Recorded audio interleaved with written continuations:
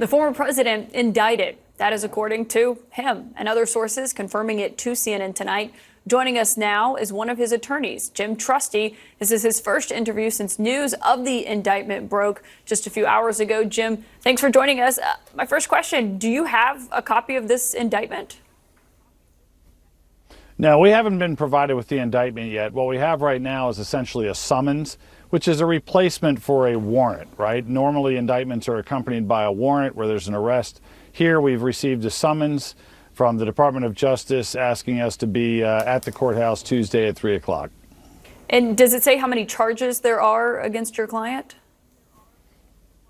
Again, it doesn't perfectly mirror an indictment, but it does have some language in it that suggests what the 7 charges would be. Not 100% clear that all of those are separate charges, but they basically break out from an Espionage Act charge, which is ludicrous under the facts of this case, and I can certainly explain it, and several obstruction-based type charges, and then false statement charges, which are actually, again, kind of a crazy stretch just from the facts as we know it. So there's a lot to pick at eventually from the defense side, but that appears to be the charges, and it appears to be something that will get off the ground on Tuesday.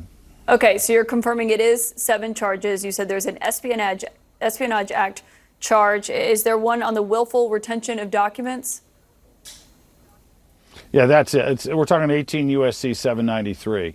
And then there's several 18 U.S.C. 1512, 1519s. I know it's great television, right, to cite these numbers. But the bottom line is it breaks down to the retention charge, as you would call it, obstructions, and false statement.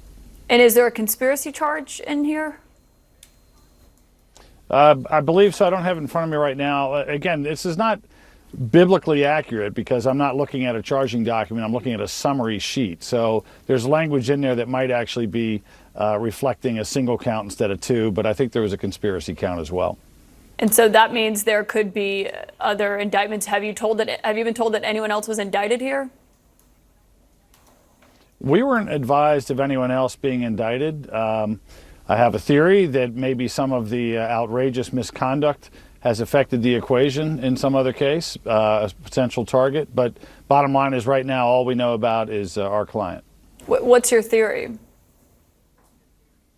Well, over the last 24 hours, it's become public that members of the Department of Justice, led by Jay Bratt, who is a pivotal figure in this investigation, this is the guy who wanted to do a raid before they even had a subpoena out, he apparently, along with 5 other people in his presence from DOJ, extorted a very well-respected, very intelligent lawyer from Washington, D.C., saying essentially, if you want this judgeship that's on Joe Biden's desk, you have to flip your guy to cooperate against the President of the United States. That should be a headline. Do you have evidence of that? I know that that's been something that Republican allies of Trump have been saying, but do you have evidence that that happened?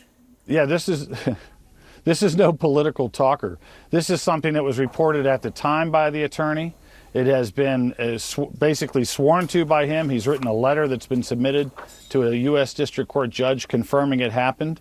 And I think it'll be really interesting to find out whether DOJ, whether the 5 people that sat in the room and watched that extortion have threads of text messages or emails where they comment about that. So we're going to want some discovery about just how far-ranging this criminal activity was by a prosecutor. And think of the irony. Once again, you've got prosecutors saying, we're going after this guy because of obstruction. You know, that's their theoretical distinction from Delaware, while they literally obstructed justice. They literally tampered with a witness in the fall of 2022. Let's get back to the indictment here. We don't have any evidence of what you're claiming there. I know that the legal team has been alleging other than sworn testimony, right? That's what you're saying. I'm taking you at your word on that. We don't have any evidence of that ourselves. I just want to note for our audience. But I want to get back to the indictment here because this is the breaking news tonight from your own client. How did you find out about this? Did you hear from the special counsel, Jack Smith? How did you get this summons that you're referencing? Yeah, we got an email from the guy who actually did the extortion. I think that was a cute little message from DOJ that they're not gonna worry about their own dirty house. And so we got an email that basically had a summons, an invitation to have a call to kind of work on some of the logistics. And we'll work on those logistics. There's a lot to kind of figure out between the U.S. Marshals and the U.S. Secret Service to make this as smooth as possible, make it safe for the public, and make it efficient in the courthouse. So that's all coming. It would be nice to actually have a copy of the indictment, but We don't have that quite yet. When do you I guess they're expect kind that of you'll holding get that a hostage until we agree? When do you expect you'll get a copy of that indictment? Sometime between now and Tuesday afternoon. If they want to continue to play games, they'll give it to us at 3:01 p.m. Tuesday. What was the former president's reaction when you told him that he had been indicted in this case? Yeah, it's a combination of things. I mean, look, anytime you advise a client that they've been indicted, when they know it's just fundamentally wrong. I know all attorneys go on the air and say, my client's innocent, and then after the trial, we're going to win the appeal. Well, here he is innocent. I mean, everything about this case is absolutely rotten. The misconduct that we've documented for an attorney general who hides behind Jack Smith. And so his reaction was personal, but it wasn't. He thought about it and he said, this is just a sad day. I can't believe I've been indicted. Those are kind of my summary words of what he had to say. But at the same time, he immediately recognizes the historic nature of this. This is crossing the Rubicon. When we have a weaponized DOJ serving as the Praetorian Guard for the Democratic Party, for the incumbent administration, and the Attorney General, who is in charge of Jack Smith, hides from meetings, hides from conversations, and just says, go talk to Jack. Well, Jack Smith is a crazy new world. Jack Smith is a special counsel. He acts independent. That's why he was appointed in this. But he was in that meeting that you were in on Monday at the Justice Department, we are told. Did he say anything to you in that meeting? Was there any indication that these charges were coming? I'm not going to talk about the meeting, but to go back to your premise there, Caitlin, this is not an independent counsel statute. That changed. This is special counsel. They are still answerable to the Attorney General. Now, for whatever political reason, maybe it's all about Delaware, where apparently cases go to die, everything that the Attorney General should be doing in terms of transparency is not happening. That started with his impromptu press conference to announce the president's guilt. It's continued with the misconduct that we've documented, and it's not just the smoking gun that I've mentioned in terms of extortion. Obviously, you got Tim Parlatore there. He can tell you about the grand jury abuse that he went through directly. That's pretty solid evidence. And there's a whole bunch of other stories of mistreating, intimidating, browbeating witnesses, and gamesmanship. So I know those are your allegations. We're gonna come out smoking on Jim, this thing. and I know that's why you went to the Justice Department on Monday to air your grievances about how this investigation has been conducted. But again, this is historic. You're right. Your client has been indicted. He's the first former president to face federal charges. What day did you get the target letter letting you know that he was indeed a target in this investigation? Look, let me just put it to you this way. Witnesses don't have raids at their houses, okay? We've known he's a target. But when did you get the formal letter? Years, because that changes it. I'm not going to get into that. The internal Why not? communication stuff is not something I'm comfortable throwing out because it's between the attorneys, okay? Well, you feel comfortable coming on and making these Was allegations. with Jack. But Jim, you feel comfortable making these allegations about who's on the special counsel's team. Why can't you say when they sent you the target letter? Because I have no interest in reporting on those types of facts of communication. So, sorry. Which legal team will be with Trump when he shows up on Tuesday? Will he show up on Tuesday? Yeah, he's going to show up. Look, he knows he's innocent. He knows this is garbage. He knows there's fundamental flaws with each one of the counts that they're apparently putting in this indictment. And he knows that the whole process, starting from the archivist, was a corrupt and politicized one. So he's not shrinking from the fight. He's disappointed that this is where we are as a country and this is where the Department of Justice is. But he's not, you're not going to see him, hide in Scotland. He's going to be ready to handle this case and help his attorneys fight it. And we'll see. It'll make some excitement to see who shows up at the table on Tuesday, I guess. So it's not clear which attorneys will be with him. Is that what you're saying? Because so far it's been you, John Rowley, Lindsay Halligan handling this. Yeah, we'll see where it all goes. Okay, so you're leaving the door open that other attorneys could be joining. We'll see what that looks like. Is your understanding that all of this is now happening only in Florida, not in Washington at the grand jury here any longer? Yeah, that's a good question. I mean, it's kind of an interesting scenario as to why they would be in a grand jury in Washington, D.C. for the better part of whatever, maybe 10 months or more, and then make this shift. I know that some of the colleagues from the Department of Justice had even published articles talking about some of the venue problems that they might have with some of these charges.